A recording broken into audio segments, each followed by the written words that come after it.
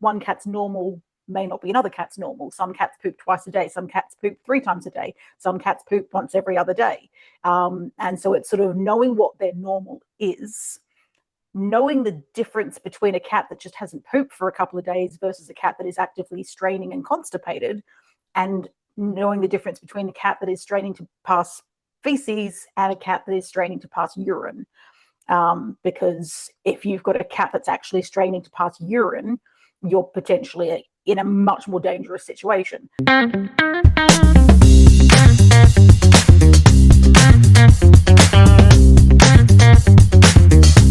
Hey, well, hey, Karyn, how are you? Hey, yeah, I'm good, thanks. How are you? Oh, not too bad. Had a few technical difficulties this morning, but Loving it, loving it. And I have to apologize. I'm currently sitting on my bed because husband is replacing the flooring, taking up all of the carpet in my office slash cat room, which is unfortunately what kind of happens if you've got 5 cats worth of, we've got 6 years of, cat vomit and stuff all accumulating on that carpet over time. So we're getting rid of the carpets and we're having hard floors. But yeah, that just means I'm currently sort of just trying to find a quiet place in the house where I can actually sit here and chat to you. he's always doing something, isn't he? He just Oh, he can't sit still. Yeah.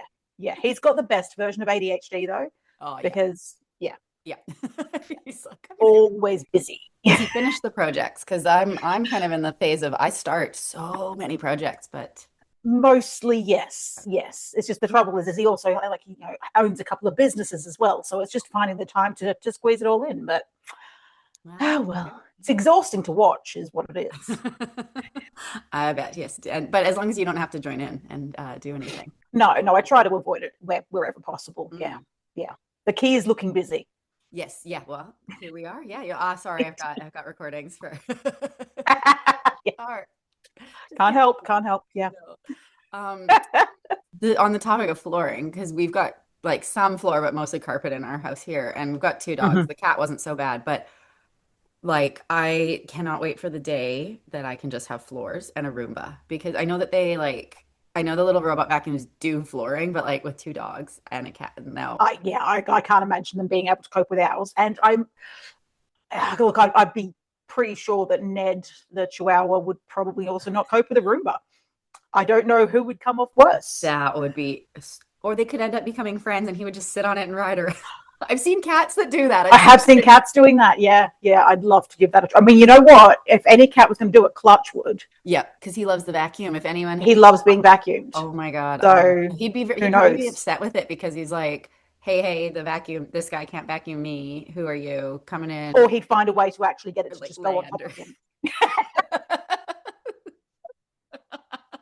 Oh, I love his videos with the vacuum so much. He's such a weirdo. Like, did you just try it one day, or did he just like? Yeah, it was literally a case of I had the handheld vacuum, and I was obviously near him, and noticed that he just didn't seem particularly bothered. So I thought, I'll just go a little bit closer, and I started to vacuum him. And not only was he not bothered, he was just like, yeah, no, that's lovely. And sort of started rubbing up against it. And so, yeah, now it is a case of if I have the handheld back out, he kind of gets impatient if I'm not, doing him. That's so funny. Oh my God. He's so strange. And do any of the other animals watch him and then have they? Oh, yeah, no, they are all run in the opposite direction if the vacuum cleaner starts up. Like they have, not at all interested. None of them have been like, oh, he trusts it. No, they're just like, nah. Yeah. I've even had the horrifying moment where it like sucked up his tail. I was like, oh no! Just sort of went, ooh. That was fun. Yeah. So I don't know. He makes no sense, but that's fine by me. He makes no sense in the best way. Yeah. How old is he? He is he must be around about 11. Okay. He was a young adult when he was rescued, so I'm not 100% sure on his age, but did you get any of your cats as kittens, or have they all been? Yes, a couple of them we've had from kittens, and two of them came as rescues through the veterinary practice I was working at. And one of them was an older kitten that a friend of Reese's had, and something didn't work out, and so he ended up with her as well. So we've got two kittens, two rescues, one semi sort of kitten rescue situation. So Oh man, yeah, that would yeah. be, yeah, I couldn't work in a clinic because any animal that would be if someone was like, you know, I we mean, can't afford to. considering I've done fairly well actually. Yeah. We've only got the two cats that we brought home, and I had previously a Chihuahua that, of Yeah. course, was supposed to be just for a couple of nights, and Foster. yeah, Yeah. Yeah. yeah, foster fail. Fail. Oh man. A friend of my mom's in Canada. She worked with this organization well, her first dog, and she's done it a few times now, but this family brought this Labrador in to be put down because he was so overweight. And yeah, that's Sad, isn't it? and the vet was like, okay, leave him with us, we'll take care of it. And there's this, I think it's called Misfits or something, and passed the dog on to my mom's friend. And she was actually on what's the show, the Daily Show or something, not Daily Show, that's Jon Stewart, one of the morning shows, NBC or something, because she got to fly there because she recorded the journey. They would walk from the couch to the bowl and then back, and that would be it. Mm-hmm. And she would increase it like by a foot Wow. every day. And he's still alive now, and this is like 8 years later, 9 I years. mean, presumably based on the fact that it ended up on national TV, the previous owners must have surrendered him in the end. Well, I think I think they surrendered him at the vets, and they were like, Yeah. yeah. Otherwise, they might be going, "Hey, isn't that Yeah, dog yeah. that we I think had they were put like, down?" yeah. I think, yeah. Isn't that the dog we were supposed to have put down? No, yeah. I think it was there. They were at the vet. They were like, we're not gonna do this. Leave him with us, though. We'll figure Yeah, it out. But yeah. he's not yours Good. anymore. Like, just crazy though. That, yeah. I don't know Yeah. how I got onto that story. Foster fails. Foster Foster fails. fails. Foster fails. Thank you. Well, yeah, and just or Yeah. yeah, no, but yeah, Yes. vet clinic taking them in. I don't know, but Oh yeah, of yeah, course. Yeah. But dog. I Sorry, believe dog you on the cat want pod. to talk to me today about cat poop. I did. I'm a big fan. I don't know if anyone's following the the social media. There's been a few cat poo posts. Cat poo is It's trending. it's trending. No, if you own a cat, I'm Cat sure poop is so hot right it's now. so hot right now. If you have a cat, it's probably hot in your household, a hot topic, and it's definitely something that is recommended to look at. I know, and you do look at it when you scoop it up, but it's very important that you pay attention to cat Well, we poop. got to actually have back slightly to my husband doing renovations. Yeah. He locked the cats in our bedroom yesterday. Forgot to lock in a cat litter tray. Oh, fun. Fortunately, only one of them needed to poop and just went straight into the sink in the ensuite. So Oh, tidy. Didn't smell great in there for a while, but it was at least contained. yes, I love that. And yeah, that's we baby cat whenever like it didn't happen often, but if he could ever not get access to his litter box, he'd just go to the shower or the Yeah, bathtub. Yeah, yeah. They will always seek out where my dog somewhere is to like poop. carpet floor, carpet, yes, please. Yeah. Yeah, exactly. I mean, vomiting, it is always trying to find the carpet. Yeah, They'll never vomit carpet, fresh somewhere clothes, convenient. laundry, bed. But yeah, pooping, it's always, in fact, Clutch once pooped in our downstairs toilet and he's never been trained to do that. So that was pretty awesome. That'd be cool. Yeah, yeah. But I mean, people talk about, litter training kittens. I mean, I fostered kittens that were 4 weeks old and they were using a litter tray. There's It's there's unreal. it's very rare that people have to teach their cats to use a litter tray.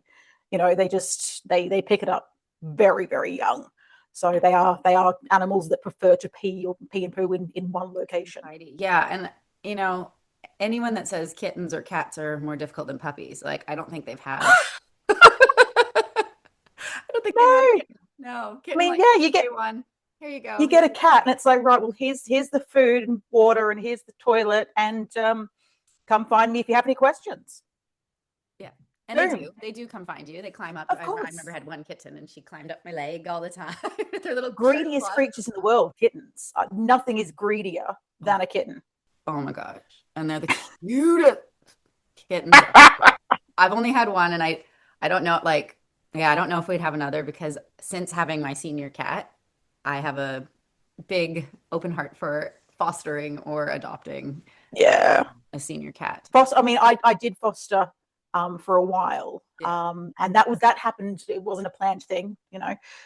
It was back when I was actually studying, and I was working, like, doing some volunteer work at the local RSPCA at the neutering clinic, and they had this little kitten come in, and basically they had to be over 1 kilogram to be castrated or spayed. This one was castrated. It was a boy, and he wasn't quite a kilogram. And all of their foster homes were currently full. And it was literally, they were having this discussion of, well, we're going to have to put him to sleep because there's nowhere for him to go. And I was like, well, that can't happen.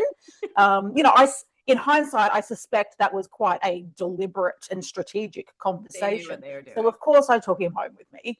And that kind of started a bit of a cycle of having this. It's great. It's sad because you have to take them back, but then you get to swap them for another one. And I never named them. They were all called Small. So this is the latest Small, and this is Small 1, 2, and 3, depending if there was a litter. But yeah, no, it was good fun. Just constant supply of kittens. Yeah, that is what I want to do. Because then also, when you can't, if there's a period of time that you can't have one. Exactly. Yeah, we can't. Yeah. But back on the topic of poop. Back to poop. Yeah. So we have an article that a lot of people do end up reading, and so I wanted to go over it a little bit with you today and kind of share some of my experiences, hear your thoughts on it. When it mostly pertains to cat constipation. Which, so having a senior cat, and he had kidney disease and struggled to drink water, we dealt with a lot of cat constipation with him, but it ended up being his normal to go every 2 to 3 days for an extended period of time. But that's not normal. That was after taking him to the vet and finding that out. Sure. But there were some days that he would go a little bit longer, and we would look at, home remedies for cat constipation. And if there are any actual home remedies in the moment, hey, it's been 2 to 3 days, is that safe to do? We'll share the article link below. Yeah. But yeah, we can go over some of them and what your thoughts are, I guess, on home remedies in general. Yeah. And that's the thing. It's some home remedies are perfectly safe. Some home remedies are extremely dangerous. Some home remedies aren't going to do anything apart from delay getting actual treatment. The biggest risk, I think, and this is probably a good example of it, is looking up a home remedy for constipation in your cat without knowing for 100% certain that your cat has constipation. And sometimes, as you say, sometimes with age or metabolism or the diet they're on, one cat's normal may not be another cat's normal. Some cats poop twice a day. Some cats poop 3 times a day. Some cats poop once every other day. And so it's sort of knowing what their normal is, knowing the difference between a cat that just hasn't pooped for a couple of days versus a cat that is actively straining and constipated, and knowing the difference between a cat that is straining to pass feces and a cat that is straining to pass urine. Because if you've got a cat that's actually straining to pass urine, you're potentially in a much more dangerous situation. So, and I have had people, confuse those things. The other thing that you'll sometimes see is cats that have had diarrhea or some colitis, so they've got inflammation of the large intestine, and they're straining to go in the litter box, but there's not actually anything there. It's just that it feels, because perhaps the rectum is sort of a bit swollen and inflamed, it feels like they have to go, so they're straining, but they're not passing anything. So again, giving that cat some sort of treatment for constipation is really not going to help it out and going to make things much worse.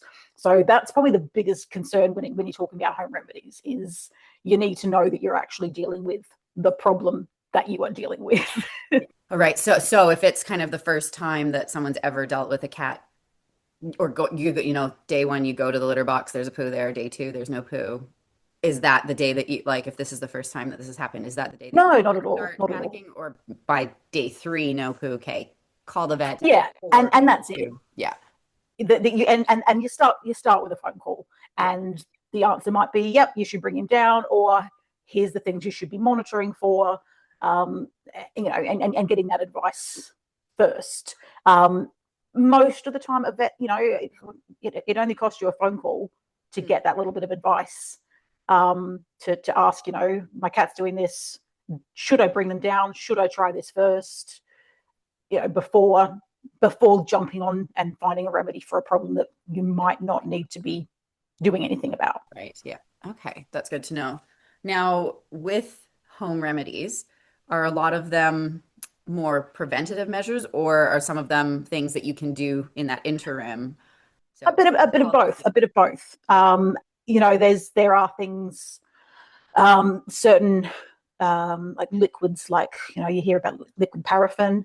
There's something called lactulose. Those are things that can actually help speed things up, help kind of lubricate and get things moving. There are actually little mini micro enemas that you can actually administer at home, that can help with the constipated cat. Obviously, if you're dealing with a constipated cat, you might not have a very agreeable patient to try and put is anything. that through vet assistance? That you can actually get them to use at home as well. Okay. But again, I would strongly advise against using something like a microenema unless you've got a cat that has a chronic condition. Right, you've already been to the vet, you've already sorted things That's out. right. You already know, similar to giving IV fluids. We That's didn't it. decide to do that on our own. We did it at home. Yes, because we it's taught how to do it at the vet. absolutely. Because some cats, for various reasons, will become repeat offenders with constipation. So it's best to have a bit of a home management plan that your vet has kind of has worked out for you. Yeah.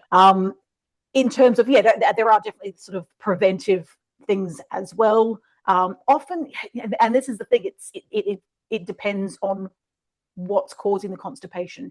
Sometimes it's a lack of fiber, sometimes it's too much fiber, and again, that's why it's sort of important to know what you're dealing with in terms of what is going to be the suitable treatment here. Cats that are on sort of a predominantly dry diet, we talked about the other week, how that can make them prone to being dehydrated chronically and having that high level of sort of carbohydrates and fiber and things like that. And the diet can mean feces are drier, bigger, firmer. So adding more bulk to that isn't going to help. Yeah. Whereas you might have cats that are on more of like a raw or a really meat-based diet, and their poos are quite small, and they do need that little bit of fiber. Fiber isn't something that a wild cat or a very active cat really needs. Carnivores don't really need a lot of fiber in their diet. But if you've got indoor cats, more sedentary cats, that's when you do need to add a bit of fiber to actually get things moving. But again, it's got to depend on your cat as to what is actually the thing to add. As it once was. Yeah. Okay. Yeah. That's very similar in humans too, where we go, oh, this is the ancestral diet, so we should follow that. Well, but a lot has changed in our activity levels and the way we do things. So absolutely. Yeah. Back only at 500 years ago. Yeah. Or in the wild. Well, your cat is sleeping on your bed right now. They're not. Yeah. You can't sort of compare. Yeah, there's a wild cat to that one that's eating dry biscuits and sleeping all day on the sofa. It's and getting back. It's like comparing apples and grapes. Yeah. And indeed, hair is a huge factor as well. If your cat gets a lot of hairballs, there's a pretty good chance they get a lot of hair in the other direction as well, and that can really slow things down. Cats that are particularly vomity. I mean, we know that cats are sort of a bit more of a vomity species anyway. Certainly, if my dogs vomited as often as cats do, I'd be much more concerned. Whereas for cats, it's not that unusual. But again, that's usually because of hairballs, because with cats, they're not always just getting a massive big accumulation of hair in the system when they groom. It's sort of like, if you think about, hair building up in your shower drain, you don't suddenly get this big wad of hair. Yeah. It starts to build up over time. And either it just stays that way, or it slows down the drainage, or eventually you have to get the plunger out or whatever and get your disgusting hair monster out of the shower. Look, if you've got long hair, you know what I'm talking about. Yeah. Trigger warning. Sorry, we're saying it at the end. And it's sort of the same thing that happens in cats' intestines. You sort of, periodically it builds up to such a point where either they vomit it back up, or it can cause a complete obstruction, or it can really slow things down. And if the slower things go through the system, the drier everything gets. So it becomes this sort of cumulative problem. So, hairy cats are more likely to have hairy poops. So that's when you do need to be adding in sort of even like some oils and things like that to try and help that passage. Things like I'm just trying to think of the name. Of course, I can't think of it. Yeah, of course not right now. But yeah, your hairball sort of remedies are basically designed to kind of lubricate things so that they keep heading in one direction rather than sort of gumming up the works.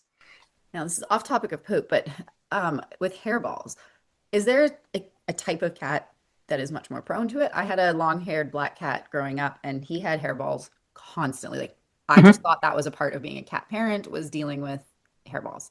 Then we had a fluffy ragdoll calico kitten who was so chunky and did not clean herself. She did not care. She was an outdoor dirty little monkey, never had a hairball. We had to groom her. We had to do the groom.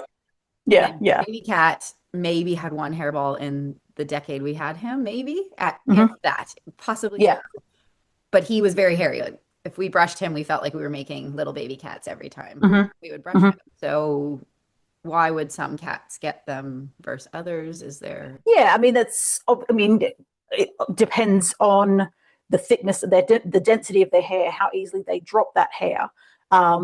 The length of the hair has a big factor, but it's not as significant a factor as you might think.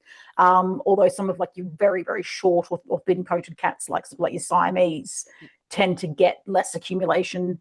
But even just your domestic short hairs, your short to medium length hair, that will accumulate just as easily. But again, it's going to be more things like lifestyle, how often they groom, how often you brush them, the climate as well. If you're in warmer weather and they're more likely to molt more frequently, then you're going to be more prone to hairballs. And again, what kind of diet they're on as to how likely they are to be accumulating. So you could have two Siamese cats both looking exactly the same. One gets hairballs and one doesn't. And, you'd have to look at, okay, well, what other things are meaning that one gets them and one doesn't. Another factor in terms of, well, it can actually be saying we see that can affect constipation, but also hairballs, is arthritis. And that is possibly one of the biggest underdiagnosed causes of constipation in cats, is arthritis in the back legs and in the vertebrae. Interesting. Because if your cat has pain every time they go and do a poo, then what they're gonna put that off as long as possible. And a lot, and because cats don't show that kind of arthritic pain as readily. We don't necessarily notice it. It doesn't make us bad owners because we didn't realize our cats had arthritis, because sometimes it is finding that, oh, hang on, they're really holding on to their poo a lot longer than they used to be. And that might be your first hint that they've got arthritis or pain. I had a patient, this is going back to when I was in Australia, so over a decade ago. And he was this big British blue, and he'd had specialist treatment. He'd originally come from the US, so he'd been under a feline specialist there. He'd been diagnosed with something called megacolon, which is basically they've become constipated, and the colon is kind of stretched to a point where it's not contracting anymore. And so they become constipated because it's just kind of all sitting in there and accumulating. And this cat had various workups done and GI studies and contrast studies. And when I had him come to see me at one point, and we did some X-rays. And again, I was focusing on the gastrointestinal system. I'm looking at the intestines. And then I just happened to look up and went, oh my gosh, look at the vertebrae over his, the lumbar spine there. Like, he had such spondylosis, which is like these little arthritic growths between the vertebrae, that, I mean, from what I could see in his history, no one else picked up on before. And it was just, once I could see it, it was like, oh my gosh, like he must have quite a lot of discomfort there. And it wasn't affecting his mobility hugely, but because of where it was sitting, it would have been sort of putting pressure in that area. And so we eventually, basically, we started him on pain relief, sort of anti-inflammatory pain relief, and we gradually weaned him off all of the prokinetic, which is helping things move forwards in the gut. So we basically gradually weaned him off all the prokinetic medication that he'd been on, and he was able to go to the toilet normally, because we addressed the inflammatory pain. It makes me so sad though, because there's a likelihood that that's what baby cat was dealing with. Yeah, and yeah, absolutely. And it's hard to, it's great to go in with hindsight, and this is, I think, something we talked about the other week as well, is a vet can only know what they know, and if they, if that's something they've just not really ever come across, then it might not be on the top of their mind. Whereas for me, from that point forward, every single a constipated cat I ever encounter, I always try to assess for pain and inflammation and arthritis, because it is, I think, a huge sort of silent cause of constipation. That's huge. Yeah. And for any of our listeners or readers of that article, it's definitely something worth talking to your vet about. Again, why home remedies are good for prevention or for helping you get from point A to point B before you can get proper veterinary care, but not good to assess completely on your own. No, definitely not. Definitely not. And certainly it's going to be very rare that you've got an emergency situation with a constipated cat. Okay. It's so realistically, you shouldn't ever really be, oh my gosh, I need to give him something until I can get to the vet in the morning. If your cat is in that much distress, then you need to take him to an out of hours clinic. If that's, so it's not something that, we'll reach for this until I can get him to the vets. If they're showing distress, then they need to be seen quite urgently. Most of the time with constipation in cats, it is more, the signs we'll usually see is less straining to go to the toilet. It's more that they've gone off food or they are perhaps vomiting. That's what you're more likely to see as a clinical sign or a symptom of constipation in cats, rather than them actually actively straining all that much. Okay. Or just not going to the toilet. Yeah. That's not. Yeah, exactly. If they're straining in the litter tray, it's more commonly to do with urine. And then that's an emergency, though, right? That's an emergency. Particularly if you've got a male cat and they're straining in the litter tray and they're licking a lot and they're in and they're out, you need to phone your vet. Female cats, I almost never become obstructed because they have a nice, short, straight urethra. Right. But males have a much longer urethra with a bend in it, and that's why they are more prone to getting urethral blockages. So you don't want to muck around with that, because that can be fatal. Okay, that's good PSA there. And now for prevention for constipation or just more healthy bowel motions in general, what would you recommend for? So I mean, I was saying earlier that some cats might poop twice a day or 3 times a day. If that is the case, that's probably a fairly good indicator that you're on a very low quality diet. Cats probably should only really need to poop once a day. That's a pretty good sort of guide to go by. And the more crap they've got in their diet, then guess what? It's the more crap they've got going to come out as well. When people say that their cat's got really loose poos, really stinky poos, that's usually a sign of a poor quality diet. So having a high quality diet with good, appropriate protein levels, that's going to be your number one way to get healthy bowel movements. And as I said, dry food can make them sort of more likely to get a little bit of constipation, but high quality dry food usually has the right balance. So whereas, like a cheaper dry food, with cheap dry food, you're giving a carnivore a lot of carbs, and that's not need that. that's not what their digestive system is set up to process. You know, they need more protein. They need more proper It's meat. funny because, and I'm not opening this can of worms here, but the topic of vegan cat diet is like a no-no, but then these like really poorly constructed cat foods that have so many carbs and very Mm, little actual meat protein, it's like that's fine. Like yeah, yeah, I absolutely, don't absolutely, understand and that. it's Yeah, and how it's and it's not fun. It is, yeah, no. absolutely. You know, you're dealing with these diets that are they're technically meeting the standards. They're Yeah. ticking the boxes, um, but you know, so is potentially McDonald's. Yeah. Yeah, Don't I get think me they wrong, call I enjoy a bit of pizza Macca's myself. like what's it called? But Pizza Hut can be considered like 3 servings of vegetables or something because they've got tomato paste. Like, yeah, yeah, exactly, exactly. So I mean, you know, if you're happy feeding your cat on just meat meal, then you know, it's you know, you get what you pay for. So if you've got a cat that's eating protein that is heavily processed, then their gut's going to have more of a struggle with it.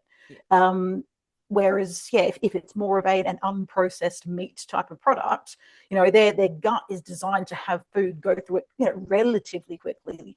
Where you know they're not doing fermentation in their intestines. It's just meant to go in, come out. yeah. So when you've got these heavily processed foods, you know what they're getting out of them, Mm. you know, is such a lower, you know, so much of a lower quality. Yeah, it's just coming out of them. You're putting it in and Yeah, it comes out. yeah, absolutely. I mean, that's kind of a, you know, the hallmark of a good diet is when you've got relatively small, firm formed Yeah, poos once a day. You know that, okay, well, my cat's getting a lot out of that food. yeah. Whereas when you've got great big stinky poos, it's because most of what's going in is coming straight out again. They're not getting a lot Being of, absorbed, not. Yeah. yeah. So you have to feed them so much more of it Mm, for them to actually get any nutritional value. yeah. So a lot of the time, you're not actually saving that much money. You No, know, yeah. if you see these great big bags of dry food, it's like, well, that's so much cheaper than this smaller bag here. Yeah. But if you actually compare how much you have to feed of those two different foods, Yeah. you know, people are often shocked when I show them how little amount of the premium dry food your cat needs in a day. Yeah. Like it's kind of depressing to look at. It's like, Wow. really, that's That's it. it? Yeah. Whereas a cheap bag of food, they're having like a gigantic bowl of it twice a day Yeah. because they need to eat that much of it to get any energy out of it. So it's a bit of a false economy. Right. Okay. So more premium, even if it's not the top of the line, but definitely not the like cheaper, that will be much more Yeah, yeah. helpful. I mean, your dirt cheap cat food is going to cost you money in the long run, Yeah. Okay. whether it having to buy more of it or having to spend more on vet bills. Yeah. Okay. So that's a good point. And then keeping hydrated is pretty important for a cat. Yeah, Yeah. yeah, absolutely. Yeah, hydration is key. So, you know, multiple water sources. We talked about the other day of having more wet food in their diet, even adding a bit of water to the wet food to make it even Force it. wetter. Yeah. But you know, if you're not sure if your cat drinks enough, then give them options. Make sure that they've got different. You know, I always go with stainless steel or ceramic. Plastic is no good. I've got some water bowls up on. I've got wide windowsills, so some of the ones in the house that don't get any direct sunlight, I've got them up there, so they're out of the way. They're not going to get disturbed by the dogs when they're drinking. They can have a look outside and keep an eye on things. Putting their water bowl so it's not right next to their food is actually a good tip as well. They prefer to have them separate rather than side by side. So just think that, you know, going back to that video we talked about the other week with how inefficient cat drinking is, to get a decent amount of water, they've got to be at that bowl for a while. So make sure that it's somewhere that they're going to be able to settle in and indulge in a nice lengthy drink. Because if they're sort of having a quick drink, going, oh, you know, is the dog going to come get me? Is the toddler going to come pull my tail? You know, then they're not going to get enough to drink. It needs to be somewhere that they can relax Yeah. and where they can keep an eye on everything and feel chilled out. So having different options for them for drinking is a big thing. Because yeah, as I say, yeah, hydration is a big way to avoid constipation. And then pumpkin or sweet potato, are either of those Yeah, recommend? both are great. Pumpkin in particular, Cats quite like the taste of it. So some lightly sort of steamed or boiled pumpkin mixed in. A lot of the gastrointestinal sort of diets will actually include pumpkin because it is really good. It's a really good fiber for cats. Yeah. It doesn't bulk things up excessively, but it's really, really good. It aids digestion for them really nicely. Cool. It's good for us too, cat Yeah. and dogs. So yeah, pumpkin. Pumpkin. All right. That's awesome. So that gives us a So, few things to think about. We've got an article below for the different mhm. remedies, but keeping in mind that if it's actual constipation, it should be at least viewed by a vet, and you can work together with Yeah, your vet on these things. absolutely. But yeah, it looks like we've talked a while. I don't know. Yeah, yeah. Time flies when you're talking shit for sure.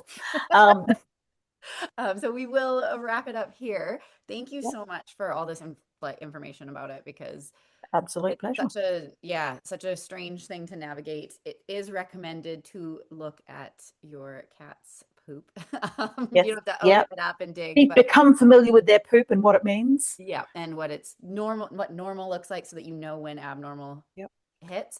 Um, Before we And be aware that, yeah, cat constipation could be an early sign of your cat having some arthritis or pain. That's my biggest hot tip. Yes, yeah, that's a really, really big one. Thank you for sharing that with all of us. One thing though, because we did put up a post the other day on social media about this, and people were saying, I've got a what are they called? The robot vacuums, or the mechanical one, or not vacuums, litter Oh, boxes. And so little. I don't see my cat's poo. What should I do in these situations? Mhm, I mhm. recommended actually still looking, at least once a week, maybe not. Yeah, absolutely. Yeah, yeah.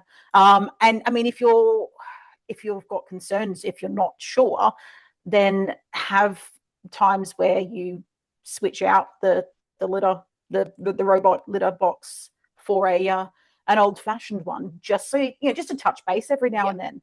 Because yeah, you can easily miss things. I mean, people with outdoor cats would often say to me, "How do I know if there's a problem?" Because they go to the toilet outside. Mm, And the funny thing is that, and I would tell them, is that the great thing with cats is that usually if they're out going outside and there's not a problem, you won't know about it. If there's a problem, they have this wonderful way of bringing it to you, whether that's suddenly peeing in the kitchen sink and you're seeing blood, or suddenly pooping somewhere in the house because perhaps they either had diarrhea or they had been constipated and they got suddenly, it's like, oh, got to go now. So they'll usually find out even if they toilet outside. But yeah, that could be a tricky one when you've got the robot litter box, because you may miss these very important cues.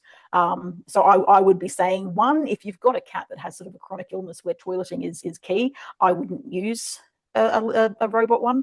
But yeah, just every now and then switching that one off and doing it the old fashioned way so that you can actually see what's happening in their toileting world is really important.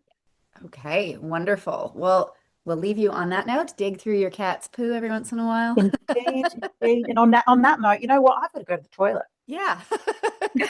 Sounds good. All right. Have a wonderful, wonderful day, everyone. Thanks for tuning in. Check out the links below if you want more information on any of this. And please leave us a comment if you have any questions. All right. Bye, everyone. Pooping, everyone.